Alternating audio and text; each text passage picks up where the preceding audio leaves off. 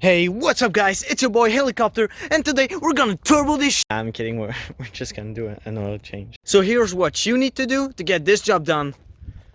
So, for this job to be done, you'll need some jack stands, jack, a funnel here, you'll need a microfiber claw, a new oil filter, you'll need some gloves, which I already put on, oil catch can for recycling it, and you'll need some new oil and some wood panels. Now, if you don't know a lot about cars, you might ask yourself like, well, why should I change the oil, you know? If I drive responsibly enough, can I avoid the oil change? What? Well, first off, if you want an engine that can handle the Neutron style, you should do this every 3,000 to 5,000 miles for conventional oil, and for synthetic oil, you'll need to do this every 10,000 to 12,000 miles. But it depends on how black your oil is, you know. Almost all new vehicles use synthetic oil since it lasts longer and it's biodegradable. That doesn't mean you can just dump it in your yard, alright? When you're done changing your oil, bring it to a local mechanic. You will recycle it for you. No, you can't escape it. It's regular maintenance, like cutting your nails or trimming your hair or, I don't know, removing the yeah, some people might not do it, but like in the long time it's not good for your engine. Alright, so first thing you need to do is block the rear wheels with some blocks. If your parking brake doesn't work like mine, just put your car in first gear if it's not already in first gear. If it's automatic, you shouldn't have this problem. Jack up the car with the jack on the cross member frame and rest the car with the jack stands on the frame here. You see they have little dents here? You got jack the car from there, and put some plywood under there if you don't want your parents to kill you. You could also use rams, but that's for pussies, am I right? So the next step is to find the drain bolt on the drain pan. If it doesn't have a drain bolt, it's the transmission pan. Do not unscrew this.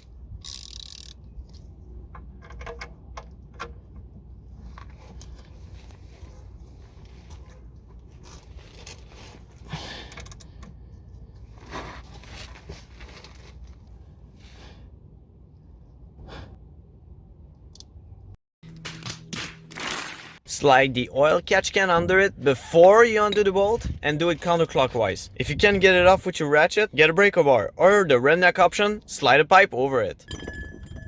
Now, what I forgot to do is open the catch can.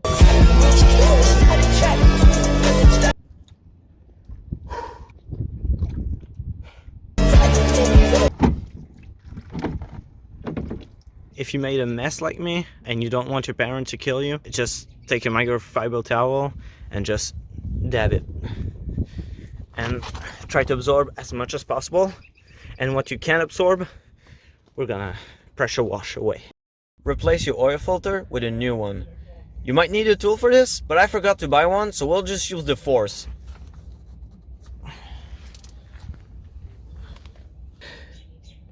You see this? This motherfucker right here. It's too hard to get out with just your hand.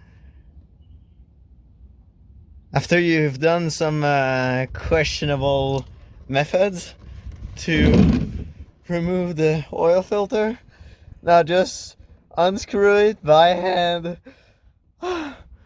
Bro, you don't know how much time that took me. How much effort, bro. My arms are killing me right now. Put the bolt back on like I just did.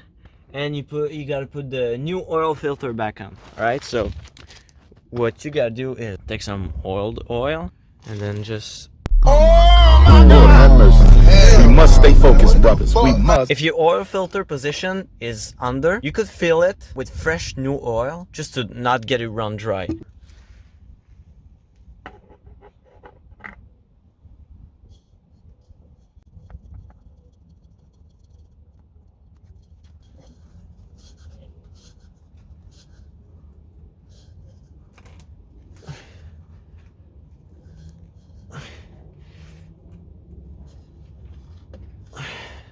If your oil cap is right in your engine cover, like I don't know how to explain this, you might need to clean the area before removing the cap, or else it's gonna go into your engine and it's not gonna be good. Place your funnel and start pouring sideways the amount that your car requires.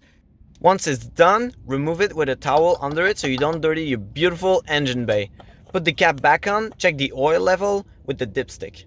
Now, since you can't see a damn thing, flip this over for a better look. If it's too little and you put the required amount, either you have a leak or you're dumb. If you have too much oil, just like me, repeat the simple steps and drain a bit of oil. After that, you're done. Put the cap back on and start the car so that the oil runs everywhere. Let it run for 2 minutes and then stop the car. Let it rest for 5 minutes and then check under it if anything leaks. Check the oil level with the dipstick.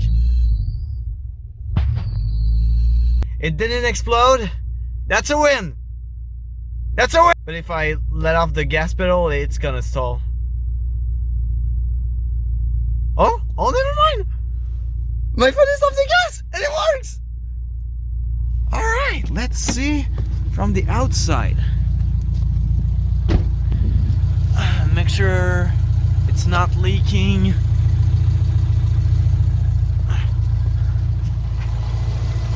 The engine is running good.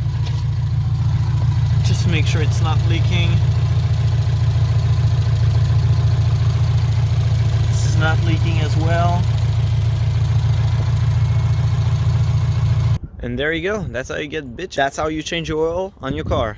Now, if you made a mess like me because you forgot to take I forgot what it's called. So what you'll need is some type of degreaser to get this off your driveway, and you can really find it anywhere. You'll also need a brush, fairly sturdy, to brush that off and agitate the product into your driveway.